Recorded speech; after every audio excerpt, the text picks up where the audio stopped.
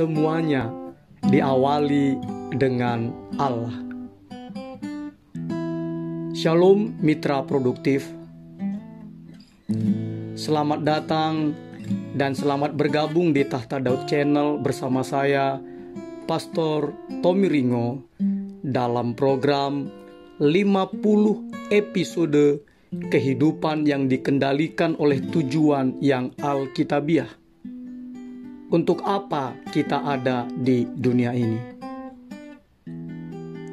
Sebelum kita belajar bersama dan memulai petualangan rohani yang mengasyikkan ini, mari mitra produktif kita membuka dan membaca firman Allah yang tertulis dalam Mazmur 21 dan Kolose 1 ayat 26. Demikian firman Tuhan.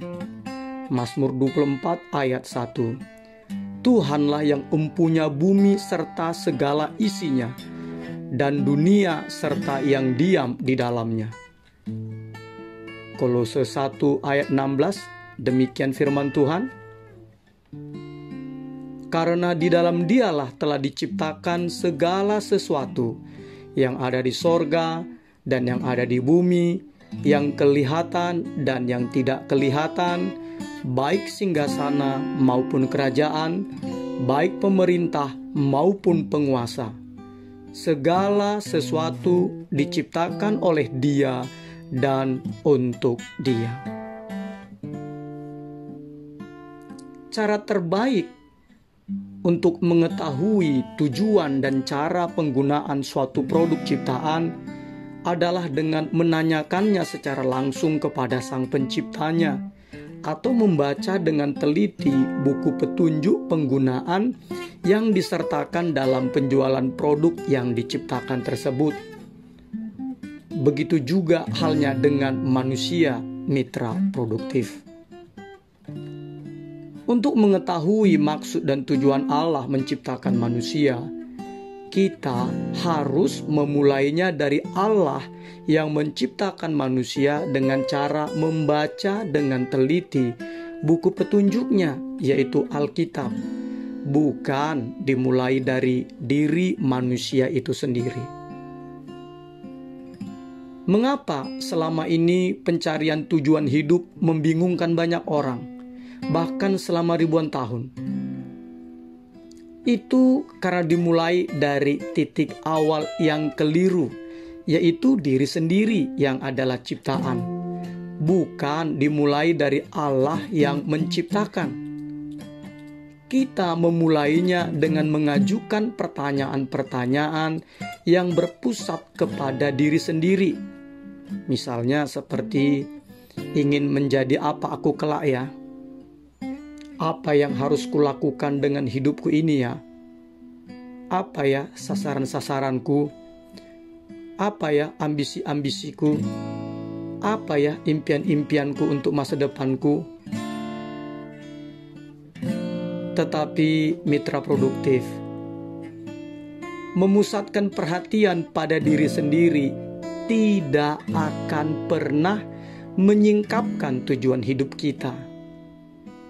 Alkitab terjemahan bahasa Indonesia masa kini berkata dalam Ayub 12 ayat 10, demikian firman Tuhan, Dia mengatur hidup segala makhluk yang ada. Dia berkuasa atas nyawa setiap manusia. Nah, bertentangan dengan apa yang dikatakan oleh banyak buku, film, dan seminar populer, kita tidak akan menemukan arti atau makna kehidupan dengan mencarinya di dalam diri kita sendiri. Ingatlah mitra produktif, kita tidak menciptakan diri kita sendiri. Kita ini diciptakan Allah oleh tujuannya dan untuk tujuannya. Singkatnya, kita tidak akan sampai kepada tujuan hidup kita bila kita memulainya dengan berpusat kepada diri sendiri. Kita harus memulainya dari dan dengan Allah. Hanya di dalam Allah lah kita dapat menemukan asal-usul kita, identitas kita, makna dan tujuan hidup kita, serta masa depan kita. Hanya Allah Sang Pencipta atau buku panduannya yang adalah Alkitab yang dapat menunjukkan dan menuntun kita kepada maksud dan tujuan Allah menciptakan kita. Ingatlah, kita ini diciptakan oleh Allah dan untuk Allah. Dan sebelum kita memahami itu, hidup ini tidak akan ada artinya, mitra produktif. Setiap jalan lain akan membawa kita ke jalan buntu. Sayangnya, banyak orang mencoba memanfaatkan Allah untuk aktualisasi dan kepentingan diri mereka sendiri. Dan itu pasti gagal. Karena apa? Karena kita diciptakan untuk Allah, bukan kita yang menggunakan Allah untuk tujuan kita. Kita seharusnya menyerahkan hidup kita untuk Allah pakai bagi tujuannya, bukan sebaliknya. Saya ulang lagi ya. Kita seharusnya menyerahkan hidup kita untuk Allah pakai bagi tujuannya, bukan sebaliknya. Banyak buku, termasuk buku-buku Kristen yang menunjukkan cara-cara untuk menemukan tujuan hidup. Semua buku tersebut dapat dikelompokkan sebagai buku-buku untuk menolong diri sendiri. Karena apa? Karena semuanya melakukan pendekatan dari sudut pandang yang berpusat pada diri sendiri. Makanya saya katakan tadi dapat dikelompokkan sebagai buku-buku untuk, dalam tanda kutip, menolong diri sendiri. Nah, dan ini selalu pendekatannya dari sudut pandang yang berpusat pada diri sendiri. Seperti, tentukanlah impian-impianmu, perjelaslah nilai-nilainya, tetapkanlah sasaran-sasaranmu, temukanlah kelebihan-kelebihanmu, tetapkanlah sasaran-sasaran yang tinggi, raihlah sasaran-sasaran itu, disiplinkan dirimu, percayalah bahwa kamu dapat mencapai sasaran-sasaran itu, libatkanlah orang lain, jangan pernah menyerah. Nah, dari semua itu, mitra produktif, tentu saja rekomendasi tersebut seringkali menghasilkan sukses yang besar. Karena biasanya kita berhasil meraih suatu sasaran jika kita berkonsentrasi dan berkomitmen pada sasaran tersebut. Tetapi mitra produktif, menjadi sukses dan menggenapi tujuan hidup sama sekali tidak sama. Sekali lagi saya katakan ya, menjadi sukses dan menggenapi tujuan hidup sama sekali tidak sama. Kita dapat mencapai semua sasaran-sasaran pribadi, menjadi sukses luar biasa menurut standar dunia, tetapi tetap tidak mengetahui tujuan-tujuan yang untuknya mengapa Allah menciptakan kita. Kita membutuhkan lebih dari sekedar nasihat untuk menolong diri sendiri. Karena Alkitab, terjemahan bahasa Indonesia masa kini dalam Injil Matius 16 ayat 25 berkata demikian. Tetapi orang yang mengorbankan atau orang yang mempersembahkan hidupnya untuk aku akan mendapatkannya. Jadi mitra produktif, tolong digarisbawahi bahwa pembahasan kita ini untuk beberapa waktu ke depan, tepatnya ada 50 episode, bukanlah untuk menolong diri sendiri, bukan juga untuk menemukan karir yang tepat, bukan juga untuk meraih impian-impian atau merencanakan hidup kita, bukan juga untuk menjejalkan lebih banyak kegiatan ke dalam jadwal kita yang sudah sangat padat. Melainkan apa? melainkan untuk memusatkan perhatian kita pada apa yang paling penting. Apa itu yang paling penting? Yaitu menjadi apa yang Allah inginkan ketika Ia menciptakan kita. Sekali lagi saya katakan, menjadi apa yang Allah inginkan ketika Ia menciptakan kita.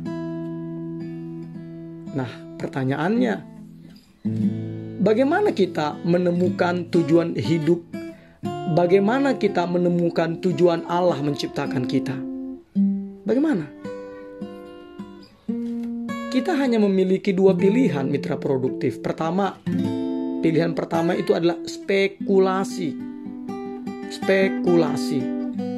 Inilah yang dipilih oleh kebanyakan orang, yaitu menebak, menduga, dan berteori. Selama ribuan tahun, filsuf hebat telah berdiskusi dan berspekulasi tentang arti atau makna kehidupan. Memang, filsafat adalah ilmu yang penting dan mempunyai banyak manfaat. Tetapi pada saat diperhadapkan kepada apa arti atau makna kehidupan, para filsuf yang paling bijaksana sekalipun hanya dapat menebak-nebak atau berspekulasi. Inilah saya katakan tadi, bagaimana kita menemukan tujuan Allah menciptakan kita. Jadi kita hanya memiliki dua pilihan. Yang pertama tadi adalah spekulasi. Nah, kita bersyukur ternyata ada pilihan kedua, yaitu apa? Yaitu pewahyuan. Pewahyuan. Kita dapat belajar dari apa yang disingkapkan Allah tentang makna kehidupan melalui firman-Nya, yaitu Alkitab. Karena cara termudah untuk menemukan tujuan dari suatu penemuan atau ciptaan adalah dengan bertanya kepada si penciptanya. Hal yang sama berlaku bagi kita untuk menemukan tujuan hidup kita, yaitu bertanyalah kepada Allah. Allah tidak membiarkan kita di dalam kegelapan untuk bertanya-tanya atau menebak atau berspekulasi. Dia menyatakan tujuannya untuk kehidupan kita di dalam Alkitab. Alkitab adalah buku panduan kita yang menjelaskan mengapa kita hidup, bagaimana kehidupan berlangsung, apa yang harus dihindari dan apa yang harus diharapkan di masa depan. Alkitab menjelaskan apa yang tidak mungkin diketahui oleh buku-buku tentang menolong diri sendiri maupun buku-buku filsafat. Alkitab terjemahan The Message berkata, hikmat Allah tersembunyi jauh di dalam tujuan-tujuannya. Ini bukanlah pesan yang baru, tetapi justru yang tertua. Apa yang ditetapkan Allah sebagai cara untuk menarik keluar hal yang terbaik darinya dari dalam diri kita. 1 Korintus 2 ayat 7. Jadi, mitra produktif, di sini sangat jelas bahwa Allah bukanlah sekedar titik awal kehidupan kita. Ia adalah sumber kehidupan kita. Nah, untuk menemukan tujuan hidup, kita harus kembali kepada firman-Nya, bukan kepada hikmat dunia. Kita harus membangun kehidupan kita di atas dasar kebenaran-kebenaran kekal yang tertulis dalam Alkitab. Bukan dibangun di atas dasar psikologi umum lah, motivasi sukses lah, filsafat modern lah, atau kisah-kisah yang memberi inspirasi lainnya. Firman Allah berkata di dalam Alkitab terjemahan The Message, Efesus 1 ayat 11, demikian firman Tuhan. Di dalam Kristuslah kita menemukan siapa kita dan untuk apa kita hidup. Jauh sebelum kita mendengar tentang Kristus untuk pertama kali dan membangkitkan harapan-harapan kita, Dia telah melihat kita, merancang kita bagi kehidupan yang penuh kemuliaan, bagian dari keseluruhan tujuan yang Dia kerjakan di dalam segala sesuatu dan semua orang. Dari ayat ini, mitra produktif, kita mendapatkan 3 pemahaman yang benar tentang tujuan hidup kita. Yang pertama, ternyata kita menemukan identitas dan tujuan kita itu melalui hubungan yang pribadi dengan Yesus Kristus.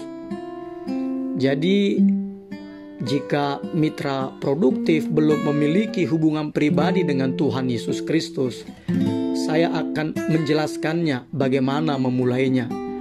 Saudara dapat menghubungi kami di Tahta Daud Channel ini, dan kami akan menghubungi kembali kepada saudara. Yang kedua, dari ayat tadi kita mendapatkan 3 pemahaman yang benar tentang tujuan hidup. Yang kedua adalah Allah telah memikirkan kita jauh sebelum kita pernah berpikir tentang Dia. Tujuannya untuk kehidupan kita ternyata telah ada sebelum kita ada di dalam rahim ibu kita. Allah merencanakannya sebelum kita ada. Kita boleh memilih karir kita, pasangan kita, hobi kita, dan banyak bagian lain dalam kehidupan kita. Tetapi kita tidak bisa memilih tujuan hidup kita. Singkatnya, tanpa Allah, hidup ini tidak bisa dipahami dan tidak ada artinya. Sekali lagi saya katakan, tanpa Allah, hidup kita ini tidak bisa dipahami dan tidak ada artinya. Dan pemahaman yang ketiga yang benar tentang tujuan hidup kita sesuai dengan Efesus 1 ayat 11 adalah tujuan hidup kita sesuai dengan tujuan yang jauh lebih besar dan menyangkut alam semesta yang telah Allah rancang bagi kekekalan. Saya jelaskan lagi ya mitra produktif ya. Dalam program kita ini, yaitu 50 episode kehidupan yang dikendalikan oleh tujuan yang alkitabiah, kita akan memakai banyak terjemahan. Alasan pertama, mengapa kita memakai banyak terjemahan? Karena Alkitab yang orisinil ditulis dengan memakai 11.280 kata dalam bahasa Ibrani, Aram, dan Yunani. Sedangkan terjemahan bahasa Inggris umumnya hanya memakai sekitar 6.000 kata, apalagi bahasa Indonesia. Jadi jelaslah nuansa dan perbedaan. Sekali lagi, jadi jelaslah nuansa dan perbedaan arti dapat hilang. Makanya akan sangat membantu jika kita membandingkan banyak terjemahan.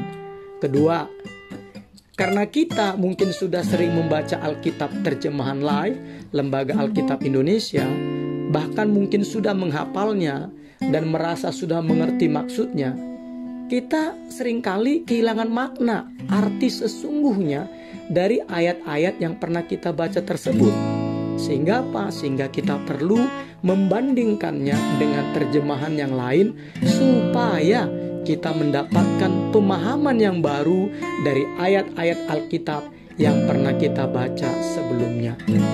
Yang ketiga, mengapa kita banyak memakai terjemahan Alkitab?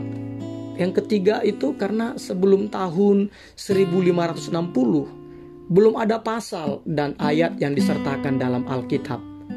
Makanya kita tidak selalu mengutip seluruh ayat, tetapi lebih terfokus pada frasa yang cocok. Hal ini juga sering dilakukan oleh Yesus Kristus dan para rasulnya dalam mengutip Alkitab Perjanjian Lama. Akhirnya, mitra produktif, kesimpulan dari episode pertama dari 50 episode atau 50 episode kehidupan yang dikendalikan oleh tujuannya Alkitabiah, kita mendapatkan satu kesimpulan. Apa itu? Mulai hari ini kita harus berpikir dan merenungkan tujuan hidup kita. Nah, sedangkan nilai-nilai atau prinsip yang harus kita pikirkan dan kita renungkan itu adalah ternyata hidup ini bukan tentang kita, tetapi tentang Allah. Sekali lagi saya katakan, hidup ini ternyata bukan tentang kita, tetapi tentang Allah. Dan ayat untuk kita ingat atau kita hafal itu adalah Kolose 1 ayat 16b yang berkata demikian. Segala sesuatu diciptakan oleh Dia dan untuk Dia. Nah, pertanyaan untuk kita pikirkan dan kita renungkan itu adalah seperti ini.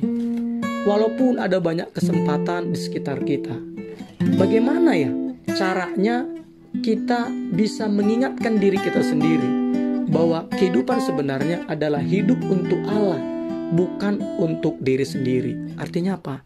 Nanti kita akan banyak kesempatan-kesempatan yang Tuhan berikan kepada kita. Nah, bagaimana caranya supaya kita ini diingatkan bahwa kehidupan sebenarnya adalah hidup untuk Allah, bukan untuk diri sendiri. Amin. Tuhan Yesus Kristus menyertai saudaraku yang produktif. Shalom.